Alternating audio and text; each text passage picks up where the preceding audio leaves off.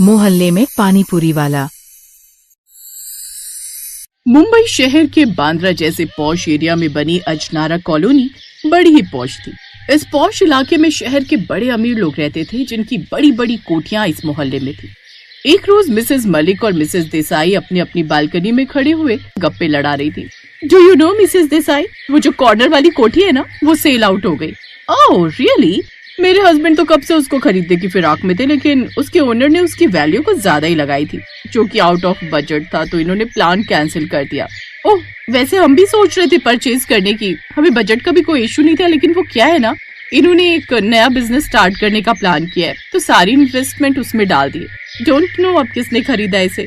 वो दोनों ये बातें कर ही रहे थे कि तभी उस कोठी के एक छोटे गेट से आशुतोष नाम का एक आदमी साधारण से कपड़े पहनकर गोलगप्पे का ठेला लेकर बाहर आता है। अरे संभावना कहाँ रह गई भाई, तुम जानती हो ना मुझे काम पर देर से पहुँचना पसंद नहीं। आशुतोष के ये कहते ही अंदर से उसकी पत्नी संभावना जल्दी से बाहर आती है। आ गई जी, 2 मिनट का भी सब्र नहीं है आपको। अच्छा चलो अब चलते हैं, आज पहला दिन है इस मोहल्ले में, तो देर नहीं होनी चाहिए। वो दोनों ठेला लेकर चल पड़ते हैं। उन्हें देख मिसेस मलिक और मिसेस देसाई का तो जैसे मुंह बन जाता है। ओह गॉड, अब कैसे कैसे लोग यहाँ पर आकर रहने लगे। अब हमें क्या इन ठेले वालों के बीच रहना पड़ेगा। लगता है जिसने कोठी खरीदी है उसका मालिक ने इसे किराए पर डाल दिया। वो दोनों बात कर ही रही थी कि आशुतोष चिल्लाने लगता है, गोलगप्पे ले लो गोलगप्पे, कुरकुरे बढ़िया गोलगप्पे, आइए आइए। अब पूरी सोसाइटी में ये बात आग की तरह फैल जाती है कि उस कॉर्नर वाली कोठी में कोई गोलगप्पे के ठेले वाले पति पत्नी रहने आए हैं। अपने इस एरिया का भी कोई स्टैंडर्ड नहीं रहेगा अगर ऐसे ऐसे लोग हमारे बीच रहेंगे। कैसे कैसे लोग किराए पर आने लगे हैं। लेकिन आप जानते हो ना यहाँ का रेंट कितना महंगा, और इन ठेले वालों की बस की बात नहीं इतना किराया भर पाना। हाँ ये बात भी सही है, तो कहीं ऐसा ना हो कि इन्होंने मिस्टर और मिसेस अय्यर दोनों बूढ़े बुढ़िया का खून कर दिया हो। तभी मिसेस देसाई भी वहाँ आ जाती हैं। बिल्कुल ठीक, मुझे भी वही डाउट हो रहा है। जरूर कुछ तो बात है जो ये बात हमसे छुपा रहे हैं। इसका पता लगाने के लिए मेरे पास एक आइडिया है। और वो क्या मिसेस देसाई? हमें किसी भी तरह उस गोलगप्पे वाले की गवार पत्नी को अपनी किटी पार्टी में शामिल करना होगा, ताकि हमें ये पता चल जाए कि इन दोनों ने उसकी ये कोठी कैसे हथिया ली। बिल्कुल ठीक कहा। साथ ही हम उस गवार को इतना जलील करेंगे कि तंग होकर एक दिन वो खुद ये एरिया छोड़कर भाग जाएंगे। अब किटी पार्टी की 10-12 औरतें मिलकर उनके ठेले पर जाती हैं। अरे वाह, आज तो कितनी सारी भौजाई आई हैं हमारे ठेले के गोलगप्पे खाने। नहीं, वो हम ये सब नहीं खाते। वो क्या है ना, हम लोग डाइटिंग कर रहे हैं। हम तो ये आपकी वाइफ से मिलने आए थे। मुझसे? लेकिन क्यों? वो इसलिए क्योंकि अब तुम भी सोसाइटी में रहती हो तो यहीं का हिस्सा हो, इसलिए हम चाहती हैं कि तुम भी हमारी किटी पार्टी ज्वाइन कर लो। इसी बहाने तुम्हारी जान पहचान भी बढ़ जाएगी यहाँ के लोगों से। मैं और किटी पार्टी। अरे अब ये सब भौजाई इतने प्यार से बोलने आई है तो कर लो ना ज्वाइन। अब अपनी बातों से वो सब संभावना को किटी पार्टी में शामिल होने के लिए मना लेती। संभावना उनकी बात मान लेती है। फिर अगले हफ्ते मिसेस खन्ना के घर पर किटी पार्टी होती है, जहाँ संभावना सादी सी साड़ी पहन कर आती है। Oh welcome to my home Mrs what's your name? Mrs Rawal. My name is Sambhavna Rawal and thank you so much. उसकी इंग्लिश सुनकर सभी औरतें एक दूसरे का मुंह देखने लगती हैं। ये तो इंग्लिश भी जानती है, देखने से तो गाँव की गवार लगती है। कौन सी बड़ी बात है, पॉश एरिया में ठेला लगाते हैं, कई तरह के ग्राहक आते हैं, फॉरेनर्स भी आते होंगे, इसलिए उनको अट्रैक्ट करने के लिए 2-4 इंग्लिश वर्ड सीख लिए होंगे। लेकिन ये तुम कैसे कपड़े पहन कर आ गई हो संभावना? कम से कम पार्टी में तो कोई महंगी साड़ी पहन कर आती है। तुम्हें पता है ऐसी सिंपल साड़ी तो हमारे यहाँ की मेड भी नहीं पहनती, वो भी अच्छी साड़ी पहन कर आती है। Oh come on Mrs Khanna, at least ये तो देखो, आप जिससे बात कर रही हो उसका पति एक मामूली सा ठेला लगाता है। अब वो क्या घर चलाएगा और क्या ही इसे महंगी महंगी साड़ियाँ दिलाएगा। वो तो इसकी किस्मत अच्छी है जो यहाँ आकर रहने लगे, और हम अमीर लोगों के साथ इनका उठना बैठना हो गया।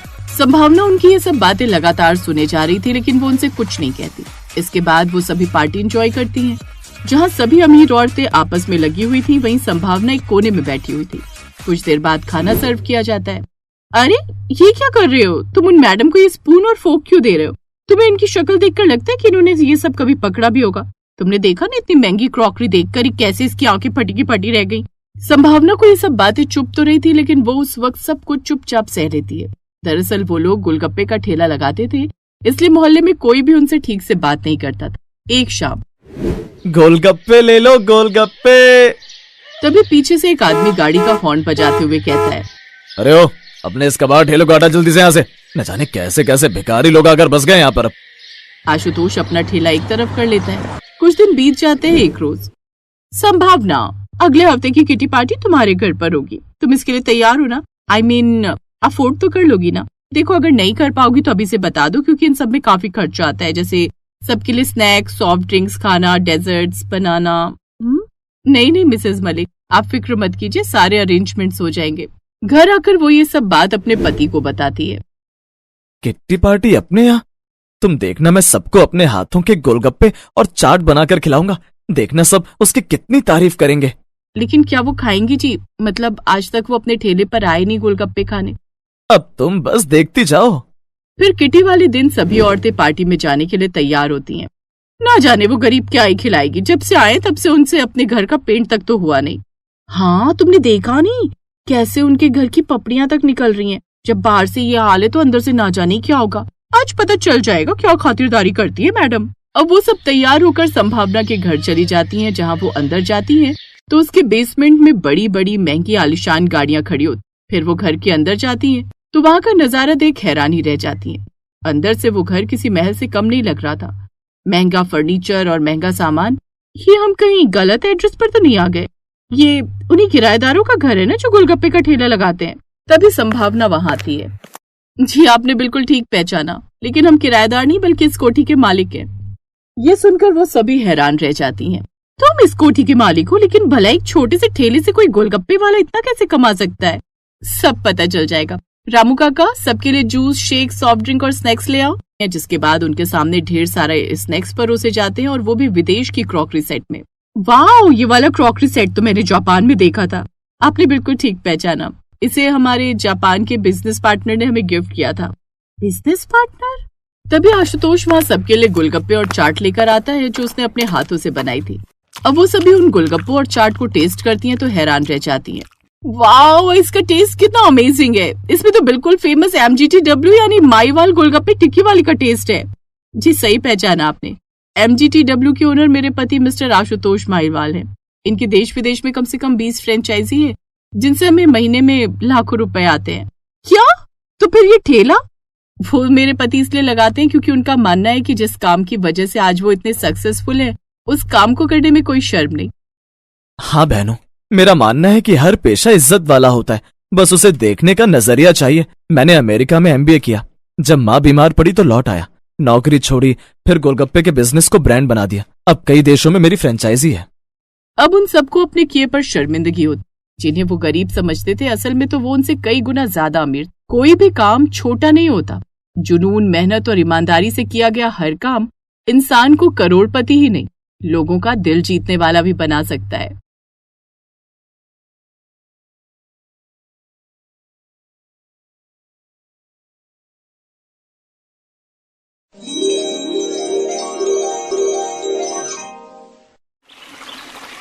रोशनी के हाथ के गोलगप्पे बहुत टेस्टी होते थे। इसका कारण था गोलगप्पे का पानी, जो रोशनी बहुत ही स्वादिष्ट, तीखा और चटपटा बनाती थी। रोशनी के हाथों के गोलगप्पे उसके दोस्त और रिश्तेदारों में बहुत मशहूर थे। रोशनी की शादी के लिए उसके माता पिता लड़का देख रहे थे, पर वो बहुत गरीब थे। इस वजह से रोशनी की शादी अभी तक नहीं हुई थी। जहाँ भी रोशनी की शादी की बात चलती, लड़के वाले गरीब घर देखकर शादी के लिए मना कर देते। रोशनी, एक काम करो, तुम आज चटपटा तीखा गोलगप्पे का पानी बना लेना। लड़के वाले जो देखने आ रहे हैं उन्हें मैंने बताया कि तुम बहुत बढ़िया टेस्टी गोलगप्पे बनाती हो, और खासकर गोलगप्पे का पानी। बुआ जी, क्या फायदा होगा? पिछले 6 महीने से मैंने जो भी लड़के वाले मुझे देखने आए उनके लिए गोलगप्पे का पानी तैयार किया। बढ़िया से गोलगप्पे खिलाए, पर क्या हुआ? लड़के वालों ने दबाकर गोलगप्पे खाए, डकार लिए और गरीब कहकर निकल गए। मैं थक गई हूँ बुआ जी, मुझे कोई लड़का वड़का नहीं देखना। देख रही हो भाभी, भैया बाजार से नाश्ते का सामान ले आए हैं और ये यहाँ नाटक कर रही है। एक तो इसके लिए लड़का ढूंढो, ऊपर से इसके नखरे खत्म नहीं होते। इतने अच्छे घर का लड़का है जो आज आ रहा है, खूब पैसे वाले हैं लड़के वाले। रोशनी, बुआ की बात मान ले, जा रसोई में गोलगप्पे बना ले। रोशनी रसोई में गई तो उसकी माँ भी पीछे पीछे चली गई।